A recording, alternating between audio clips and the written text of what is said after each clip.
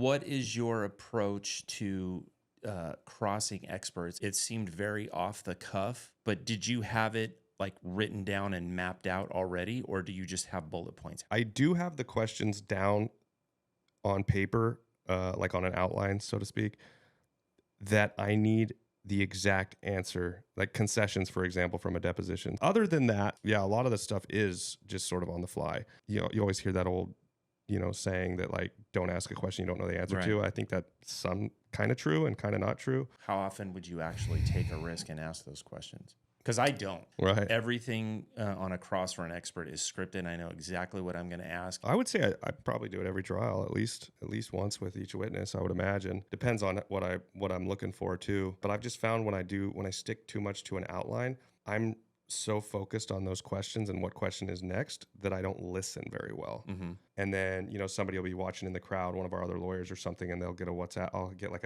a text from them or something. They'll be like, oh, follow up on this, and I'm like, I didn't follow up on that because I wasn't listening. I try to stay away from the outline as much as possible, but with 90% of my questions are scripted. It's just sometimes like the defendant that they called in our trial, right? And they gave us like 5 minutes notice right. that they were calling him. Probably 50% of the questions I asked him were not in his deposition, or I didn't know how he was going to answer, but it seemed to work out. There was some risk in that. It worked out well.